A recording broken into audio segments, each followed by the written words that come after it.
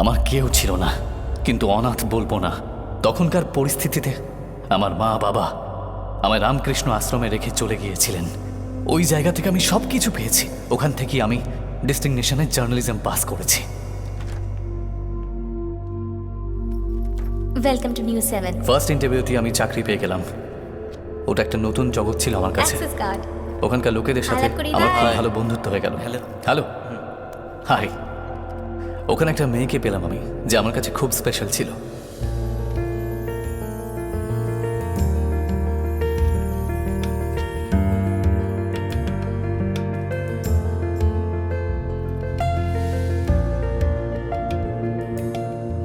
আর এইভাবে আমার জীবনটা খুব সুন্দরভাবে কাটছিল।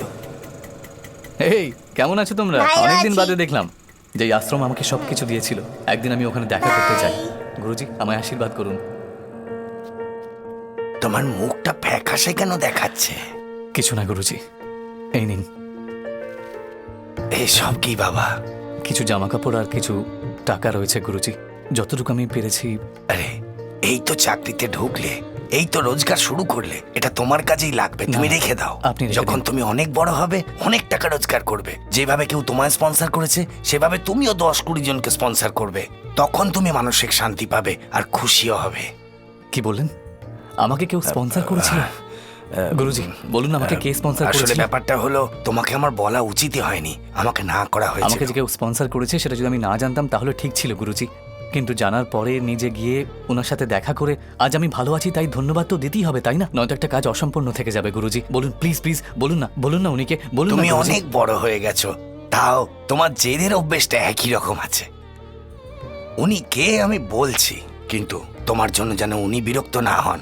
একদমই না, একদমই না।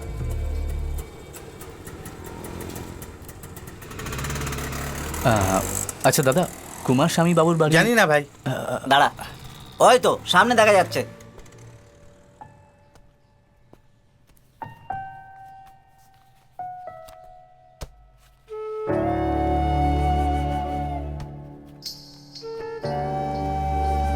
এক্সকিউজ মি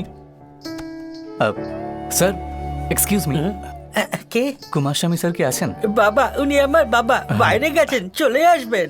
বসুন না। বাইরে গেছেন, এসে যাবেন।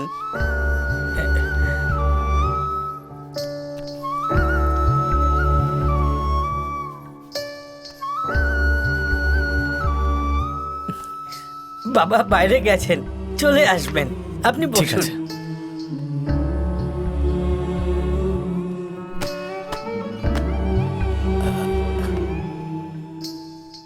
আচ্ছা, ওনার আসতে কি সময় লাগবে? হ্যাঁ? অনেক দিন হয়ে গেছে, অপেক্ষা করছি, কিন্তু এসে যাবেন। হ্যাঁ, বলে গেছিলেন এসে যাবেন, বলেছিলেন উনি আসবেন। আপনি একটু অপেক্ষা করুন না। হ্যাঁ, আমি অপেক্ষা করছি। কি কুমার দা, কাজ হয়ে গেছে? ওখানে রেখে দিয়েছি। ওহো, আমি এগুলো দিয়ে আসছি, দুপুরবেলা খাবার নিয়ে আসবো, ঠিক আছে? হ্যাঁ, ঠিক আছে।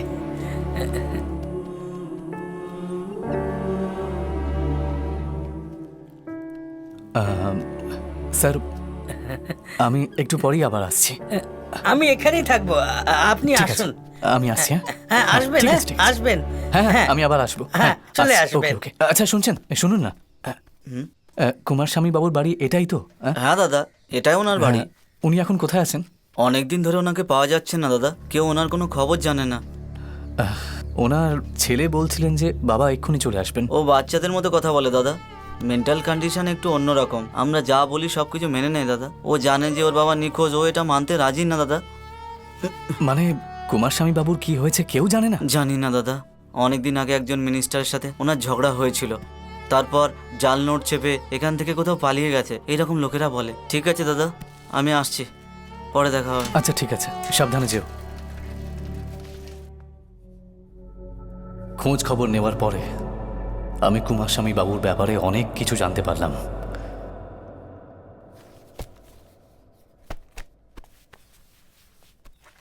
কুনাল, আরে আপনি? বাবা চলে আসবেন, আপনি অপেক্ষা করুন। হ্যাঁ, বাবা না চলে কুনাল, আসবেন। না, বাবার কখনো ফিরবে না। বাবা আসবেন, আমাকে বলে গেছেন অবশ্যই আসবেন। বাবা বলে গেছিলেন, তাই আসবেনই। কুনাল, বাবাকে আনতে গেলে পুলিশ স্টেশনে কমপ্লেন করতে হবে তোমাকে। পুলিশ স্টেশনে? আমি তো কোনোদিন যাইনি।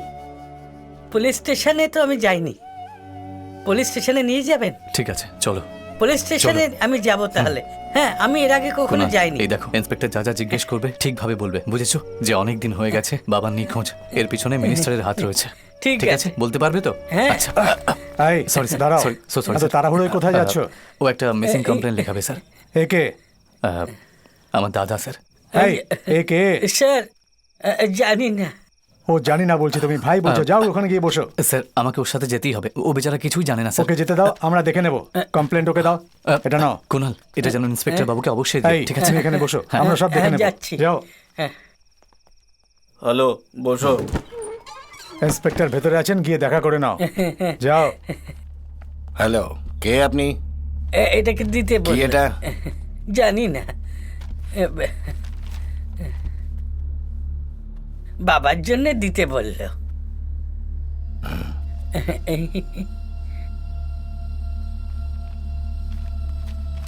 আমি দেখে নেব, তুমি যাও। ঠিক আছে, যাও যাও যাও। ঠিক আছে। আমার এই বিষয়ে সন্দেহ আছে যে গৃহমন্ত্রী তারকনাথ বাবু একজনকে খুন করেছে।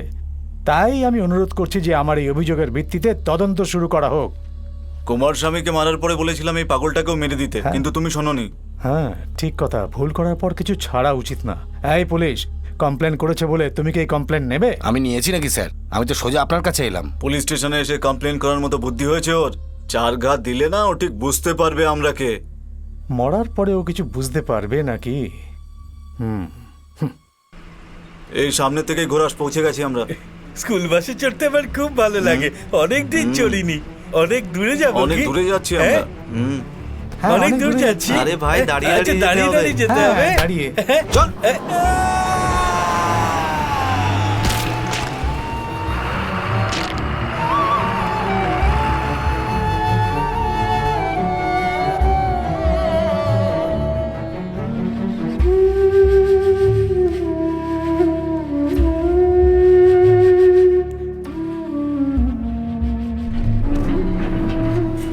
এসো ভাই এসো। তুমি যেরকম বলেছিলে ওরকম একটা বডি এখানে আছে, ট্রাকের নিচে চাপা পড়ে মারা গেছে।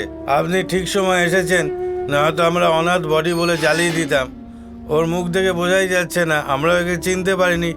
আপনি দেখুন যদি চিনতে পারেন, তারপর আমাদের কিছু বকশিস দিয়ে দেবেন স্যার। আমরা এখানে কাজ করি, কিছু দিয়ে যাবেন।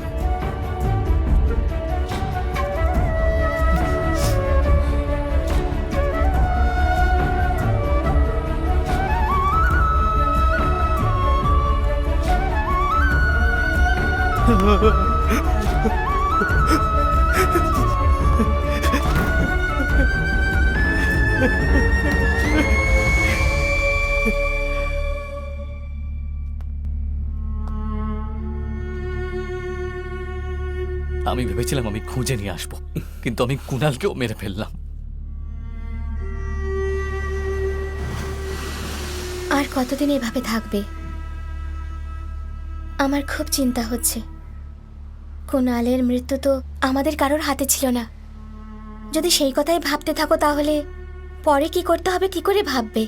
যদি আমাদের হাতে থাকতো তাহলে ভাগ্যের উপরে ছেড়ে দিতাম, কিন্তু কুনালের মৃত্যুর কারণ তো আমি নিজে, আর তাই আমার খুব কষ্ট হচ্ছে।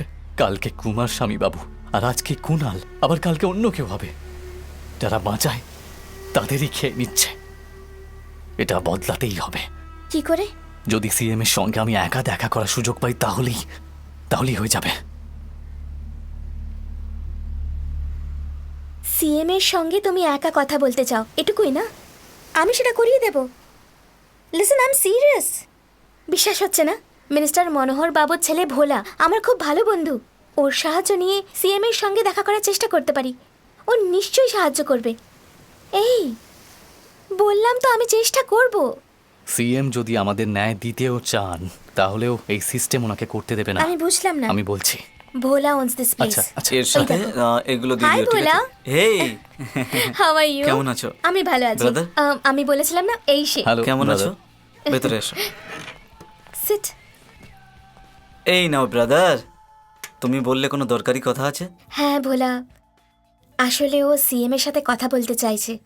ব্রাদার, ইজিলি তোমার সঙ্গে দেখা করিয়ে দেবো। আমার বাবা ক্যাবিনেটেই আছে, বাবাকে বলে আমি পার্সোনাল অ্যাপয়েন্টমেন্ট করিয়ে দেবো। সামান্য ব্যাপার ব্রাদার। ওই আসলে ভোলা, ব্যাপারটা হলো সিএম এর সঙ্গে দেখা করবে, এটাই তো?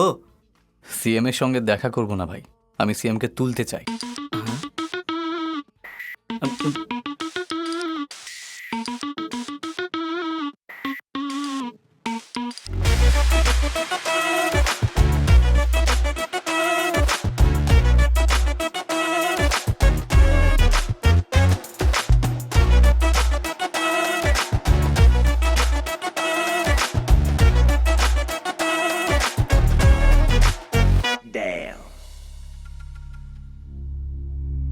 তোমার রাগ, তোমার ইমোশন সব ন্যায্য, আমি স্বীকার করছি। কিন্তু তোমার মতো সবাই যদি কাজের জন্য কিডন্যাপিং শুরু করে দেয়, তাহলে তুমি একটা ভুল উদাহরণ হয়ে থেকে যাবে। না স্যার, সব সময় লিডারেরই ভুল উদাহরণ হওয়া উচিত নয়।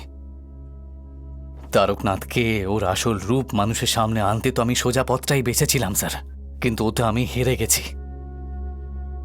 আমি তো ওকে খুন করার কথাও ভেবেছিলাম, কিন্তু সেটা করলে ও অমর হয়ে যেত আর আমি খুনি হয়ে যেতাম। কেউ আসল সত্যিটা জানতে পারতো না স্যার। আমি শুধু এটাই চেয়েছিলাম যে পুরো সত্যিটা জনগণ জানুক, আর তাই আমার আপনাকে দরকার পড়ল। এখন ওকে সেই সত্যিটা সবাই জেনে গেছে। কুমার স্বামীবাবুর গায়ে লাগানো কলঙ্কটাও মিটে গেছে। এত কিছু দেখার পরে যদি একজন কুমার স্বামীবাবুর মতন বাঁচার ইচ্ছা রাখে না স্যার, তাহলেও ওটা আমার কাছে যথেষ্ট। ওটা প্রবলেম নয়। তারকনাথ যা অন্যায় করেছে তার শাস্তি ও নিশ্চয়ই পাবে, ও বাঁচতে পারবে না। কিন্তু এই যে প্ল্যান তুমি ওর জন্য সাজিয়েছিলে, সে কথাটা শুধু আমি জানি, বাইরে দাঁড়ানো পুলিশরা তো জানে না। যে কোনো সময় পুলিশ এসে আমাকে বাঁচিয়ে নিয়ে যাবে আর শুধু শুধু তোমায় গুলি করে দেবে। তুমি কি করবে তখন? গৃহমন্ত্রী তারকনাথ বাবুকে গ্রেফতার করা হয়েছে জাল নোট ছাপার মিথ্যে কলঙ্ক লাগিয়ে সমাজবাদী কুমার স্বামীকে খুন করে ওনাকে নিজের ফার্ম হাউসে পুঁতে দেওয়ার অপরাধে আর কুমার স্বামীর ছেলে কুণালের অ্যাক্সিডেন্ট করানোর অপরাধে ওনাকে গ্রেফতার করা হয়েছে। ডিআইজি বলেছেন ওনাকে কঠিন থেকে কঠিনতম জিজ্ঞাসাবাদ করা হবে। এই ঘটনা মানুষদের আর নেতাদের অবাক করে দিয়েছে। ডিআইজি বলেছেন ওনাকে আইন অনুযায়ী জিজ্ঞাসাবাদ করা হবে। কুণাল, তুমি আমাকে নিয়ে মজা করলে, বললে মানুষদের আমি ভুলে গেছি। আমি ভেবে দেখলাম আমার পার্টিকে কিভাবে সামলাতে হবে, বিরোধী দলকেও কিভাবে হ্যান্ডেল করতে হবে। এতেই অনেকটা সময় নষ্ট হয়ে গেল। ভোট দেওয়া জনগণকে আমি শুধু অপেক্ষা করিয়েছি, কিন্তু ওদের আর আমার একটা সম্পর্ক আছে। ওরা আমাদের আপনজন ভাবে, এটা তুমি আমায় বুঝিয়েছো। Thank you. আরে স্যার, কত বড় বড় কথা বলছেন আপনি। আগে আমাকে ক্ষমা করুন। একটা ভালো কাজের জন্য জার্নালিস্টই চিৎকার করে, আবার কিছু অন্যায় হলে সেটাও জার্নালিস্টই সবার সামনে নিয়ে আসে। আমি একজন জার্নালিস্ট হয়ে শুধু নিজের কাজ করেছি স্যার, আর শুধুমাত্র আপনার জন্যই কুমার স্বামীবাবু ন্যায় বিচার পেয়েছেন স্যার। এটা আমার কাছে সৌভাগ্য। তো তুমি তোমার মিশনে যা ভেবেছিলে তা করে দেখালে, এখন আমায় কি করতে হবে? মিস্টার কমিশনার, আর 5 মিনিটের মধ্যে সিএম স্যার বাইরে বেরিয়ে আসবেন।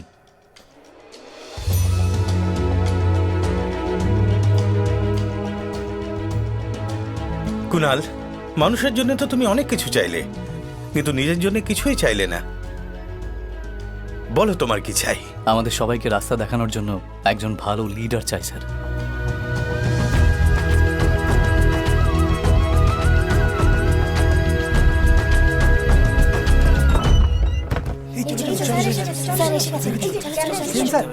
Sir sir CM sir sir sir এইদিকে স্যার আমাদের অনুষ্ঠান স্যার স্যার এইদিকে স্যার প্লিজ স্যার আরে সামনে গিয়ে শোনা আরে ম্যাডাম ভেতরে কি কি আমরা জানতে চাইছি স্যার সবাই আপনাকে আছে। আমি এখনো এই শক থেকে বাইরে আসতে পারিনি। আমি কিছু বলার মতো অবস্থায় নেই। আমি কিডন্যাপারের মুখ দেখতে পাইনি। অ্যান্ড মোর ওভার, শুধু এই সরকারের দোষ ত্রুটি দেখবেন না, বরং জনগণের জন্য করা ভালো কাজগুলো দেখবেন। এবার আসি, নমস্কার।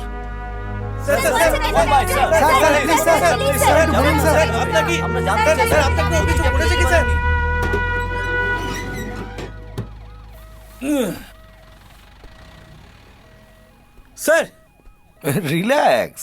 কি মিস্টার রাতুল সেন, বিল্ডিং এর ভেতরে গেছিলে আর এদিক দিয়ে বেরোচ্ছ? স্যার এই পোস্ট বক্স আর এই বিল্ডিং এর ভেতরে বাংকারে আন্ডারগ্রাউন্ড রাস্তা আছে। ফ্রিডম ফাইটারের পুরনো বিল্ডিং, তাই আন্ডারগ্রাউন্ডে অনেক কিছু বানানো আছে। স্যার আমরা এই এলাকার আশেপাশে চেক পয়েন্ট আর ডগ স্কোয়াডের সাহায্যকে ধরতে পারবো স্যার। চলুন, লেটস গো ফার্স্ট স্যার। ওকে তাড়াতাড়ি। ধরে আর কি করবে মিস্টার রাতুল সেন? এভাবে বলছেন কেন স্যার? ও তো ভালো মানুষ, ভালো কাজই করেছে। বাহ, ঈশ্বরের আশীর্বাদে, কুমার স্বামীবাবুর আশীর্বাদে আমরা যা ভেবেছিলাম তা ভালোভাবে হয়ে গেছে। শুধু একটা ব্যাপারই খারাপ হলো, আমাদের বেচারা ভোলা ওই পুলিশের জালে ফেঁসে গেছিল। ছাড়ো না ভাই, তোমার দেওয়ার ট্রেনিং ওখানে কাজে আসেনি। তারপর? আরে তুমি জানো না যে ওই কমিশনার কতটা ভয়ঙ্কর লোক। এতক্ষণ ওনার সঙ্গে ছিলাম, এত বড় বড় চোখ করে আমার দিকে তাকিয়েছিল ভাই। এটা তো ভালোই হয়েছে ব্রো যে আমি ছোটবেলায় অনেক সিনেমা দেখেছিলাম। আমার কাছে শুধু একটাই জিনিস আছে, আমার ভালোবাসা।